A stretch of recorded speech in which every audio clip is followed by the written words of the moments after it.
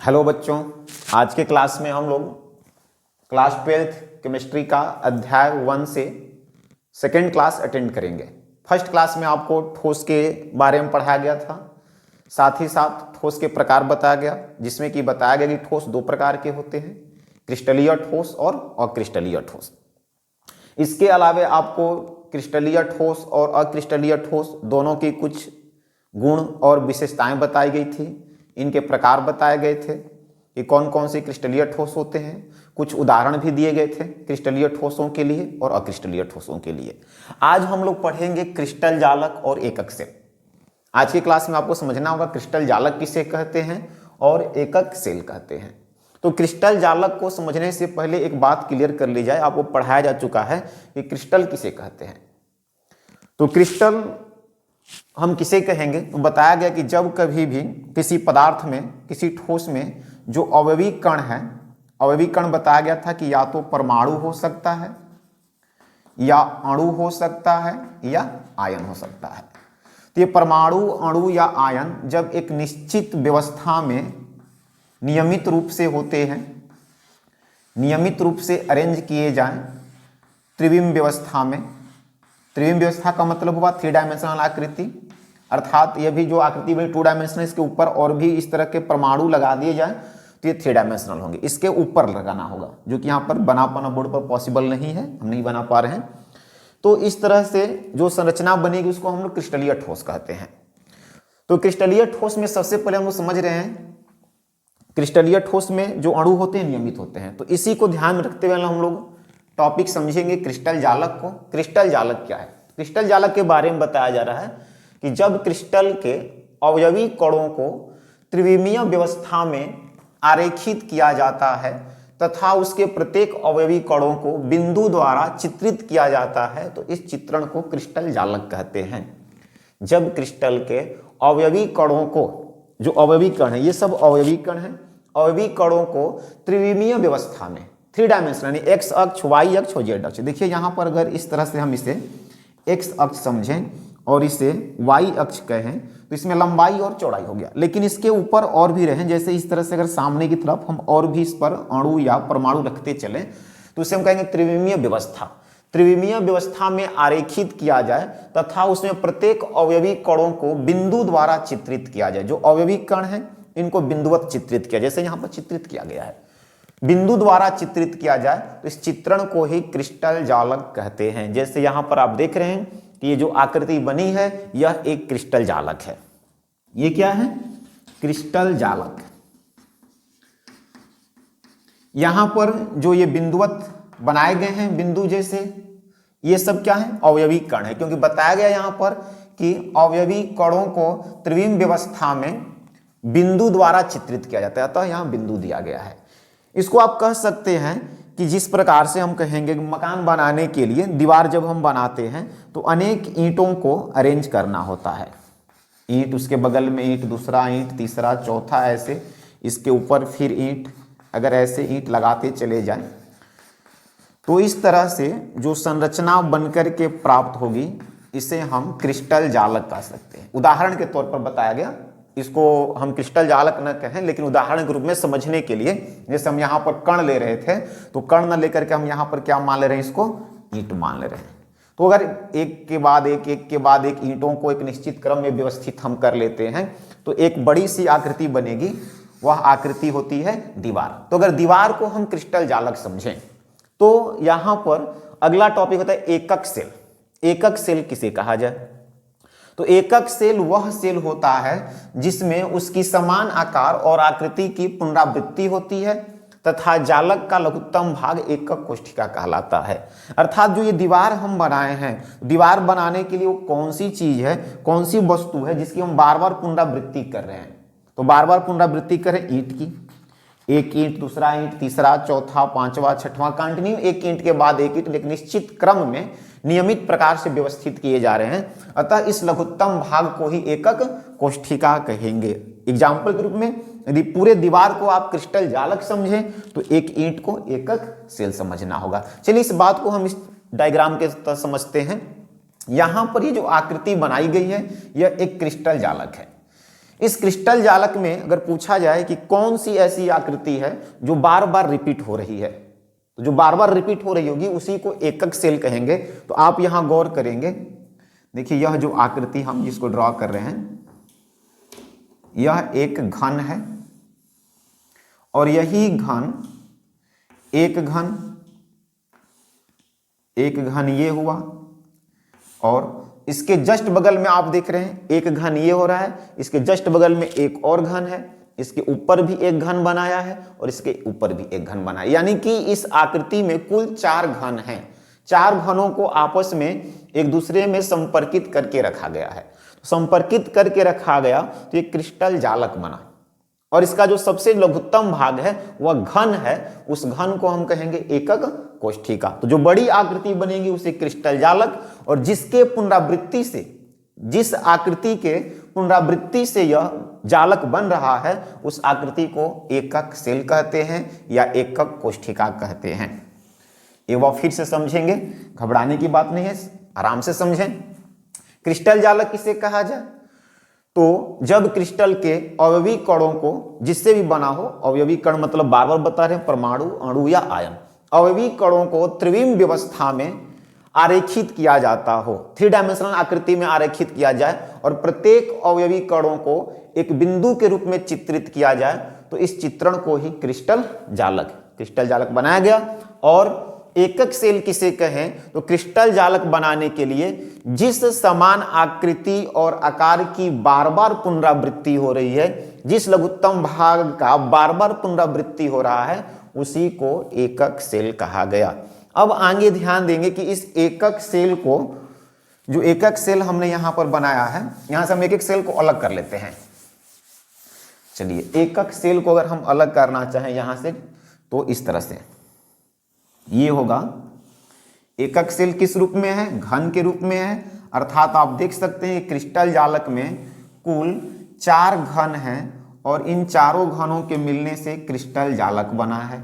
इस तरह से इसे हम कहेंगे एकक सेल।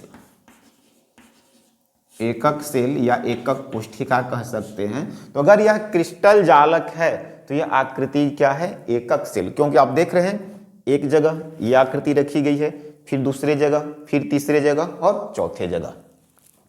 अब इस एकक सेल के लिए हम पैरामीटर समझेंगे। एकक कोष्ठिका का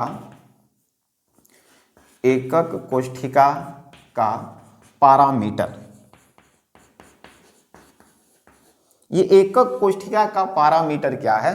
तो अगर इस तरह से हमें कोई एक एकक कोष्ठिका दी जाए, इसका पैरामीटर पूछा जाए, पैरामीटर का मतलब हुआ कि इसका हम प्राचल कैसे ज्ञात करें, इसके मापन कैसे कर सकते हैं।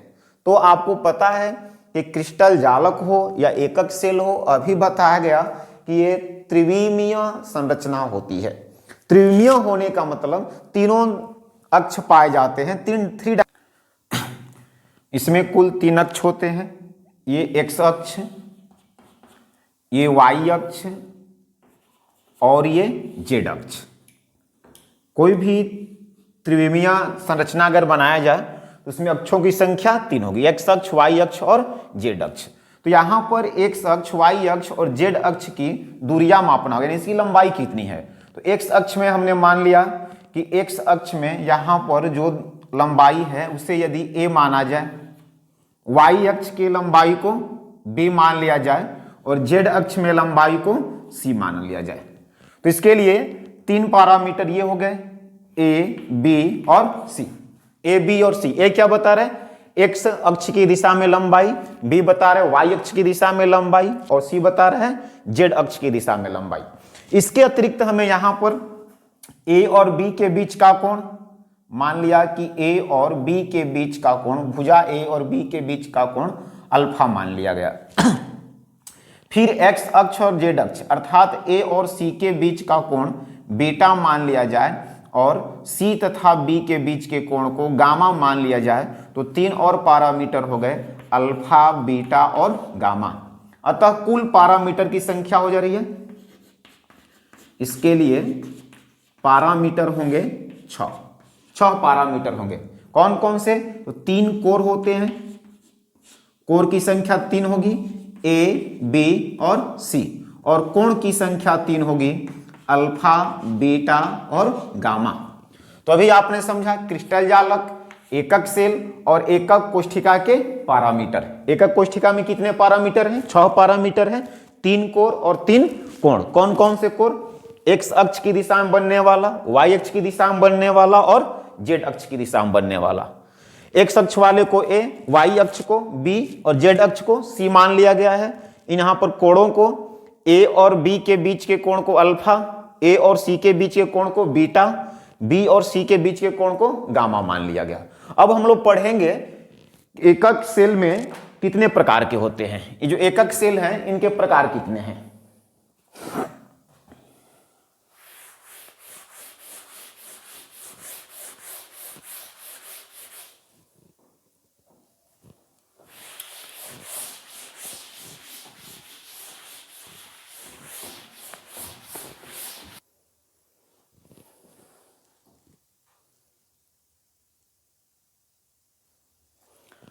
हाँ, एकक कोष्ठिका के प्रकार। ये एकक कोष्ठिकाएं कितने प्रकार की होती हैं? तो अवयवी कणों के व्यवस्थित करने के आधार पर, अवयवी कणों को व्यवस्थित करने के आधार पर एकक कोष्ठिकाएं 2 प्रकार की होती हैं। एकक कोष्ठिकाएं 2 प्रकार की होती हैं। एक प्रकार को हम लोग कहते हैं आध एकक कोष्ठिका, आध एकक कोष्ठिका, और दूसरा प्रकार है केंद्रीय एकक कोष्ठिका। आध एकक कोष्ठिका को इंग्लिश में प्रिमिटिव भी कहते हैं, PRIMITIVE, प्रिमिटिव यूनिट सेल। और केंद्रीय एकक कोशिका को सेंट्रल यूनिट सेल कहते हैं। तो एकक कोशिकाएं 2 प्रकार की, कौन कौन से? आध एकक कोशिका अर्थात प्राइमेटिव यूनिट सेल और केंद्रीय एकक कोशिका सेंट्रल यूनिट सेल। अब हमें समझना यह हुआ कि आध एकक कोशिका किसे कहें और केंद्रीय एकक कोशिका किसे कहें। यहां पर याद रखेंगे आध एकक कोशिका को सरल घनीय एकक कोशिका भी कहते हैं। सरल घनीय एकक कोशिका, इसे हम एक अन्य नाम से जानते हैं, सरल घनीय एकक कोशिका या SCC, simple cubical cell, simple cubical cell कहते हैं। तो आध एकक कोशिका किसे कहा जाए? चलिए हम लोग आध एकक कोशिका समझते हैं। तो आध एकक कोशिका अर्थात वे एकक कोशिका या वे जालक जिनके एकक कोशिका के अवयवी कण केवल कोनों पर उपस्थित रहते हैं।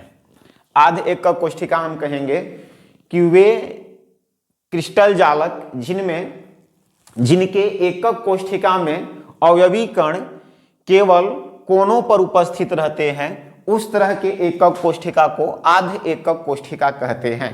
जैसे कि एक एकक कोशिका बनाया जाए, अभी आपको एकक कोशिका समझाया गया था। एक एकक कोशिका बनाया जाए और यहाँ पर जो भी अवयवी कण हैं, ये अवयवी कण केवल कोनों पर मौजूद हों, तो इस तरह के एकक कोशिका को आध एकक कोशिका कहते हैं। यह है आध एकक कोशिका। तो आध एकक कोशिका या सरल घनीय एकक कोशिका की क्या पहचान है? तो वे जालक जिनके एकक कोशिकाओं में अवयवी कण कोणीय बिंदुओं पर उपस्थित रहते हैं, सभी कोनों पर मौजूद होते हैं, इस तरह के एकक कोशिका को आध एकक कोशिका कहते हैं या सरल घनीय एकक कोशिका कहते हैं। केंद्रीय एकक कोशिका किसे कहते हैं? तो वह जालक जिसके एकक कोशिका में सभी 8 कोनों के अतिरिक्त अन्य स्थानों पर भी अवयवी कण यदि मौजूद हों, तो उस तरह के एकक कोशिका को केंद्रीय एकक कोशिका कहते हैं। जैसे कि समझेंगे, केंद्रीय एकक कोशिका में अगर ये हम सभी 8 कोनों पर एक एक परमाणु रहेंगे, एक एक अवयवी कण रहेंगे, इसके अतिरिक्त भी कण मौजूद रहते हैं किसमें, केंद्रीय एकक कोशिका में। वो कण कहाँ हो सकता है, हो सकता है कि इसके सेंटर में मौजूद हो जाए, या हो सकता है कि इनके सभी फलकों पर मौजूद हो।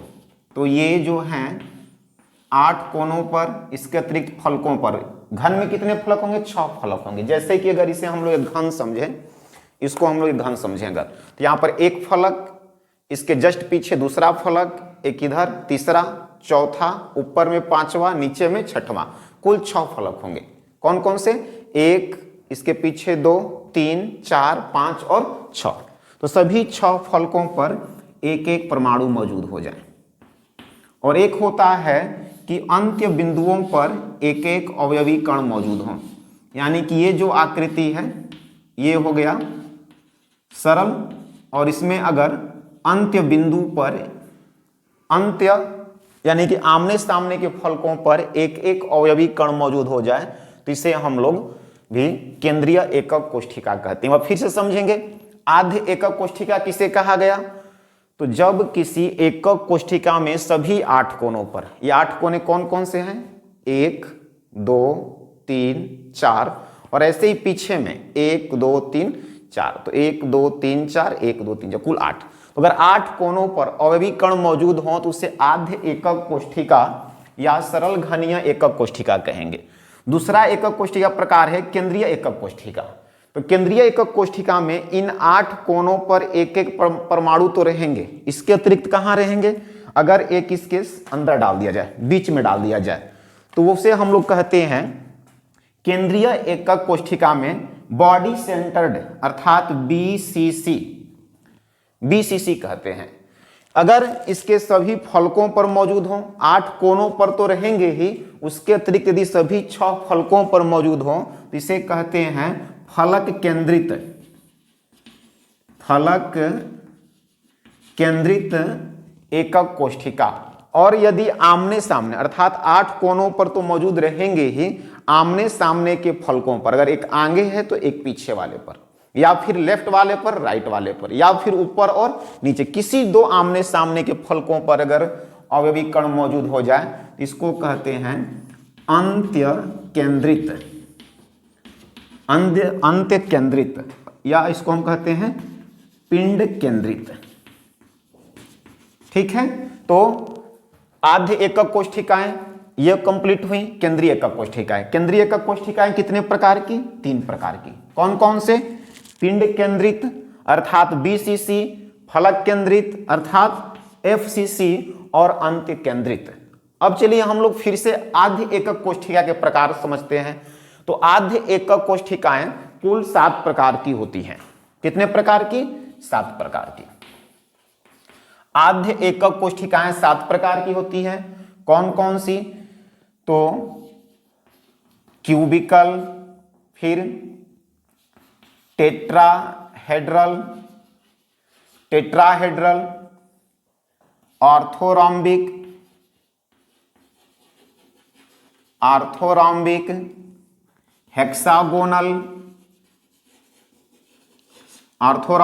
हेक्सागोनल, रोम्बोहेड्रल,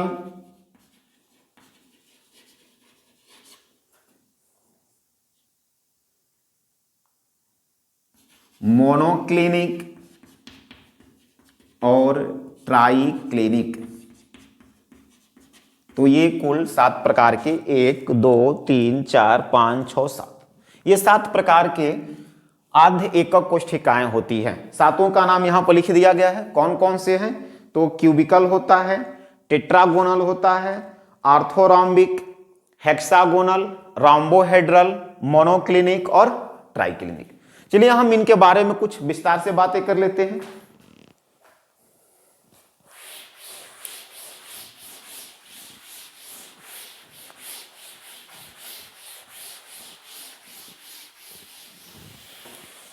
तो क्रिस्टल तंत्र हैं। कौन कौन से क्रिस्टल तंत्र, 7 प्रकार के क्रिस्टल तंत्र हैं। क्रिस्टल तंत्र ये हो गया कोर की लंबाई, कोर की लंबाई। फिर हो जाएगा अक्षीय कोण, अक्षीय कोण। और नेक्स्ट नंबर होगा ब्रॉवेज जालकों की संख्या, ब्रॉवेज जालकों की संख्या। तो ये इनमें हम संबंध स्थापित करेंगे। तो एकक कोष्ठिका में हम लोग पढ़ रहे हैं एससीसी के प्रकार। एससीसी अर्थात सरल घनीय या आद्य एकक कोष्ठिका। तो क्रिस्टल तंत्र में कौन कौन से होते हैं? क्यूबिकल, CUBICAL, क्यूबिकल, इसको हिंदी में कहते हैं घनीय। फिर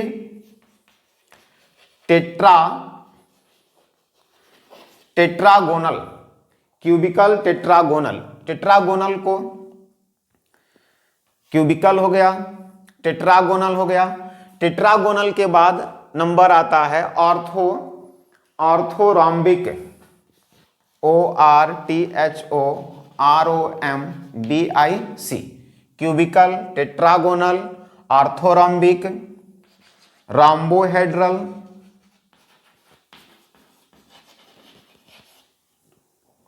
हेक्सागोनल, मोनोक्लिनिक और ट्राइक्लिनिक। 7 प्रकार के होते हैं क्रिस्टल तंत्र। कौन कौन से भाई? Cubical, tetragonal, orthorhombic, rhombohedral, hexagonal, monoclinic और ट्राइक्लिनिक। इसको कहते हैं घनीय, इसे द्विसमलंबाक्ष कहते हैं। इसको विषम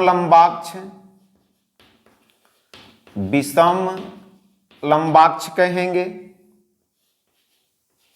घनीय हो गया, द्विसमलंबाक्ष, विषमलंबाक्ष, त्रिसमन्ताक्ष, विषमलंबाक्ष, त्रिसमन्ताक्ष हो जाएगा। हेक्सागोनल षटकोणीय होगा। इसके अलावे मोनोक्लिनिक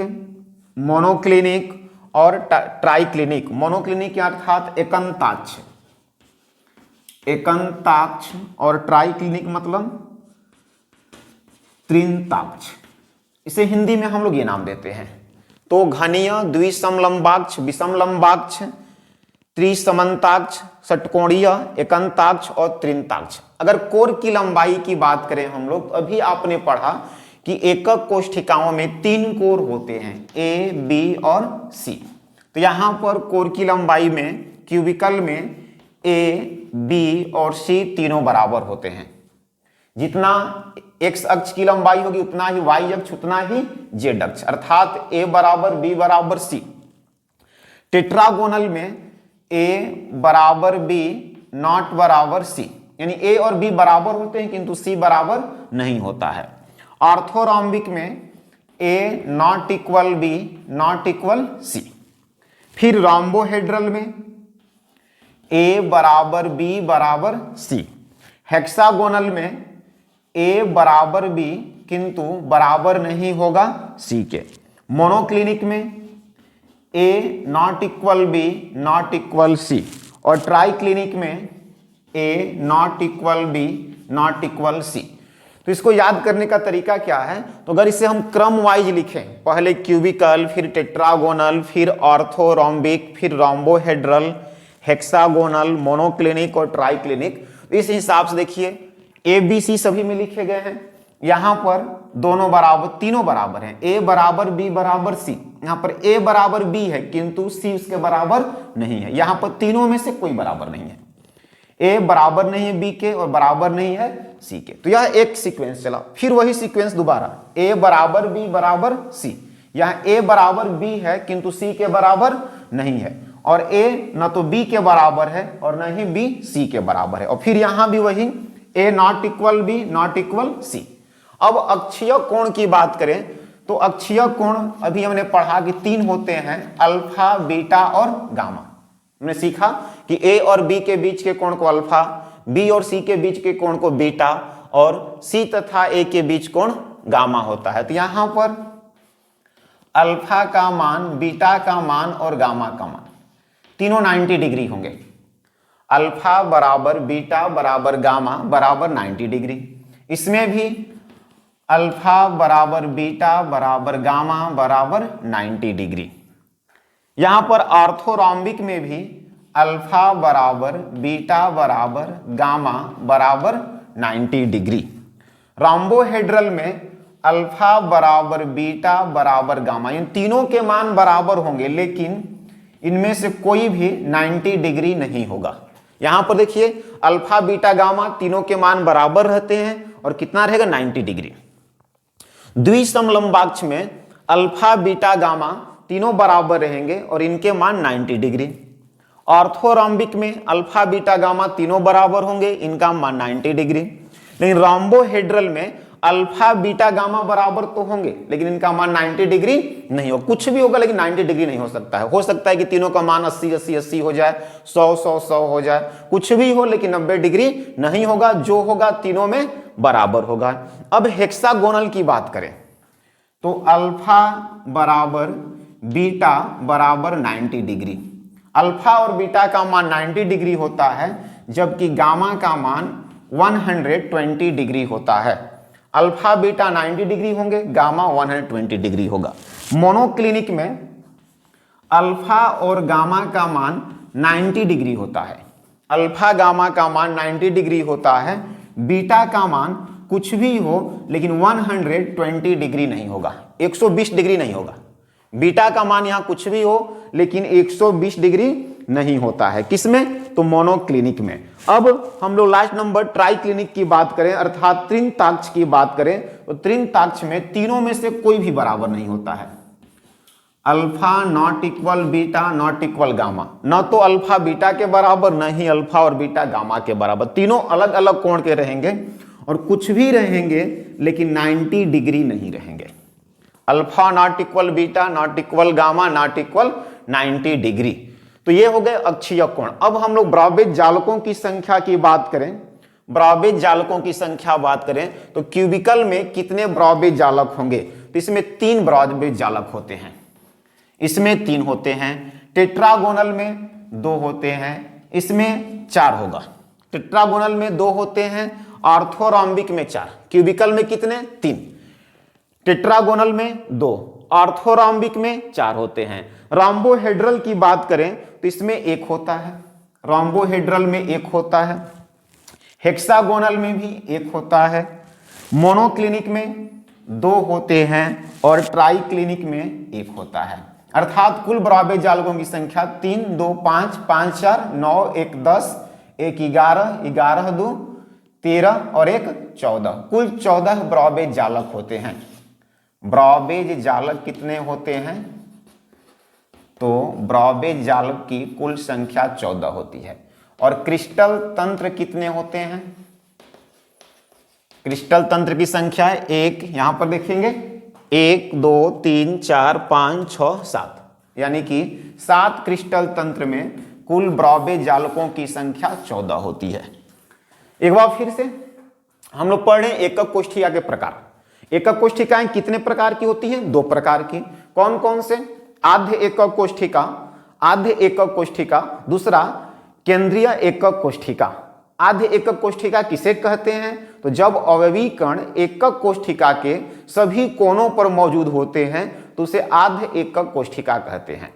केंद्रीय एकक कोष्ठिका किसे कहते हैं? तो जब अवयवी कण सभी कोनों पर मौजूद रहते हैं, इसके अतिरिक्त कुछ अन्य स्थानों पर भी यदि अवयवी कण मौजूद हो तो उसे हम लोग केंद्रीय एकक कोष्ठिका कहते हैं। अब आद्य एकक कोष्ठिकाएं कितने प्रकार की? तो ये कुल 7 प्रकार की होती हैं और केंद्रीय एकक कोष्ठिकाएं 3 प्रकार की होती हैं। 3 प्रकार की होती हैं। ये 7 प्रकार के कौन कौन से? तो cubical, tetragonal, orthorhombic, rhombohedral, hexagonal, monoclinic और ट्राइक्लिनिक। क्यूबिकल को हिंदी में घनीय कहते हैं, टेट्रागोनल को द्विसमलंबाक्ष कहते हैं, ऑर्थोरॉम्बिक को विषमलंबाक्ष कहेंगे, रोम्बोहेड्रल को त्रिसमन्ताक्ष कहेंगे, हेक्सागोनल को षटकोणीय कहेंगे, मोनोक्लिनिक को एकंताक्ष कहेंगे, ट्राइक्लिनिक को त्रिंगताक्ष कहेंगे। अगर इनमें कोर की लंबाई और अक्षीय कोण की बात करें तथा ब्रॉडबेज जालकों की संख्या की बात करें तो यहां पर ए बी सी तीनों बराबर होंगे। इसमें ए बराबर बी होगा किंतु सी बराबर नहीं होगा। इसमें A not equal B not equal C होंगे।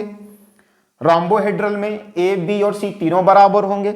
हेक्सागोनल में ए बराबर बी होगा किंतु सी बराबर नहीं होगा। मोनोक्लिनिक में A not equal B not equal C होंगे और ट्राइक्लिनिक में A not equal B not equal C होगा। अक्षीय कोण ये बताए गए और ब्रॉडबेज जालकों की संख्या इसमें 3 2 4 1 1 2 1। अतः कुल ब्रॉडबेज जालकों की संख्या बहुत ही इंपॉर्टेंट है कि ब्रॉडबेज जालकों की कुल संख्या कितनी होती है। ब्रॉडबेज जाल कुल संख्या 14 और क्रिस्टल तंत्र की कुल संख्या 7। चलिए अब हम लोग पढ़ेंगे केंद्रीय एकक कोष्ठिका के बारे में।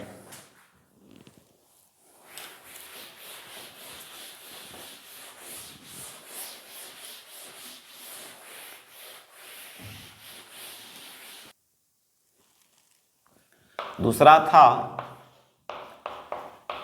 केंद्रीय एकक कोष्ठिका। केंद्रीय एकक कोष्ठिका, तो केंद्रीय एकक कोष्ठिका किसे कहते हैं अभी आपको बताया गया कि ऐसे एकक कोष्ठिकाएं जिनमें, चलो हम डिफिनीशन लिख देते हैं, ऐसे एकक कोष्ठिका जिनमें अवयवी कण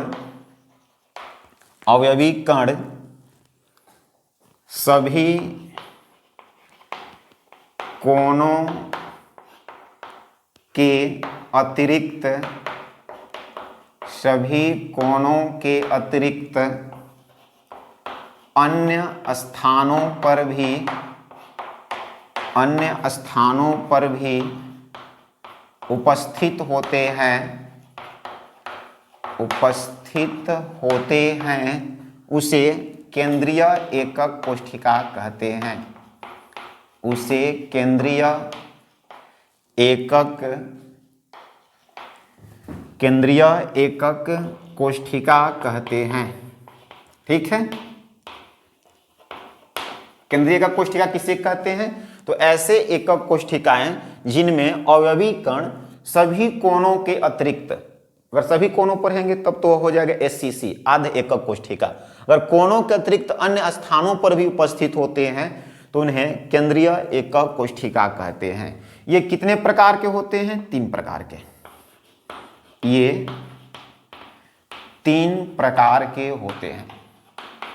3 प्रकार के होते हैं। कौन कौन? तो पहला लिख लेते हैं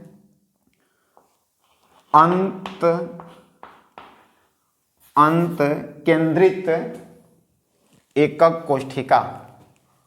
अंत केंद्रित एकक कोष्ठिका। एक होता है फलक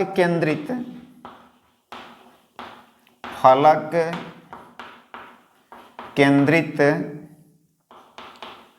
एकक कोष्ठिका और एक होता है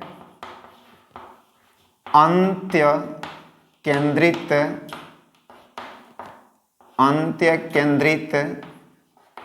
एकक कोष्ठिका। तो कितने प्रकार के होंगे? ये 3 प्रकार। कौन कौन से? अंतः केंद्रित एकक कोष्ठिका, फलक केंद्रित एकक कोष्ठिका और अंत्य केंद्रित एकक कोष्ठिका। इसे जरा हम लोग समझ लें कैसे होंगे।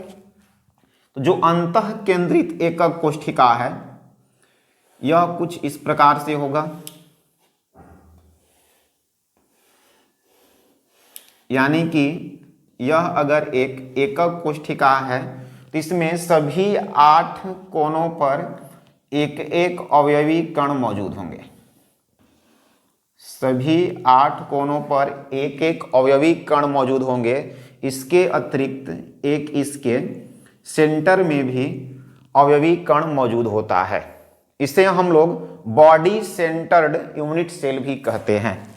इसे हम एक अन्य नाम से पुकारते हैं बॉडी सेंटर्ड यूनिट सेल। या BCC कहते हैं, BCC के नाम से भी पुकारते हैं। तो अंतः केंद्रित एकक कोष्ठिका किसे कहते हैं? तो वह एकक कोष्ठिका जिसमें 8 कोनों पर अवयवी कण मौजूद होते हैं, इसके अतिरिक्त एक अन्य अवयवी कण इसके सेंटर में भी, इसके मध्य में मौजूद होता है, उसे हम लोग अंतः केंद्रित एकक कोष्ठिका या बॉडी सेंटर्ड यूनिट सेल कहते हैं। इसे BCC भी कहते हैं। फलक केंद्रित एकक कोष्ठिका किसे कहेंगे? तो वह एकक कोष्ठिका जिसमें सभी 8 कोनों पर एक एक अवयवी कण मौजूद होते हैं, सभी 8 कोनों पर एक एक अवयवी कण मौजूद होते हैं, 8 कोनों पर मौजूद हो गए। इसके अतिरिक्त सभी 6 फलकों पर 1 2 3 4 5 और एक पीछे 6, सभी 6 फलकों पर भी एक एक अवयवी कण मौजूद हों, तो इसे हम लोग फलक केंद्रित एकक कोष्ठिका कहते हैं, या इसे हम इंग्लिश में फेस सेंटर्ड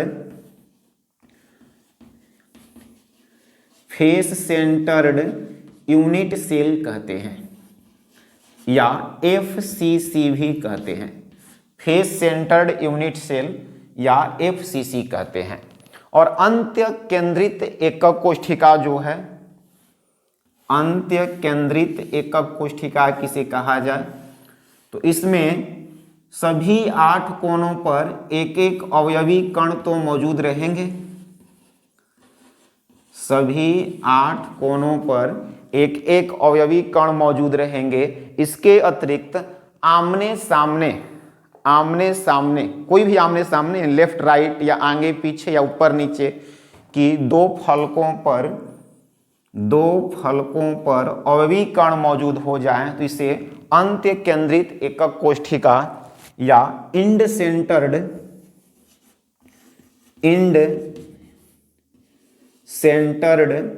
यूनिट सेल कहते हैं, इंड सेंटर्ड यूनिट सेल कहते हैं।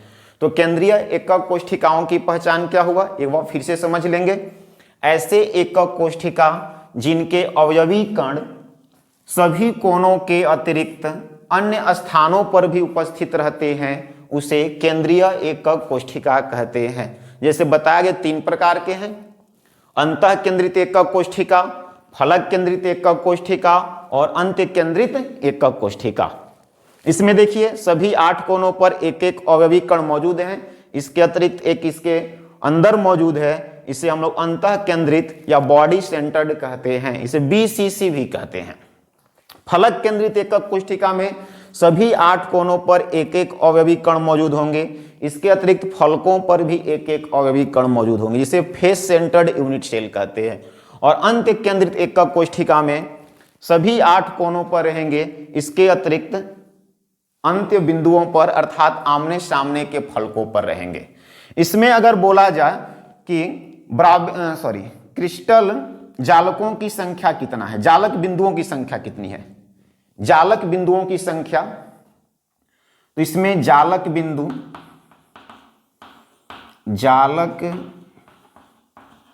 बिंदु की संख्या काउंट कर लेंगे, 1 2 3 4 5 6 7 8 और 9 जालक बिंदु होते हैं। अंतः केंद्रित एकक कोष्ठिका में 9 जालक बिंदु होते हैं।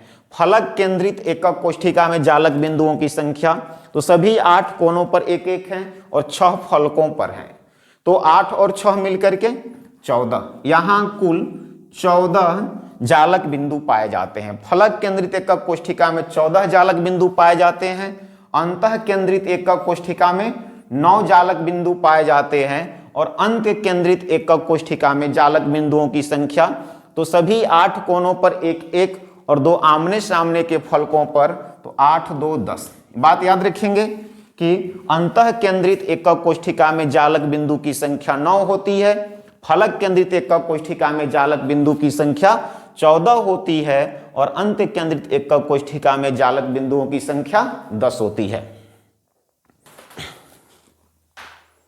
आज के लिए इतना रहेगा, फिर हम मिलते हैं नेक्स्ट कल के क्लास में। तब तक के लिए धन्यवाद।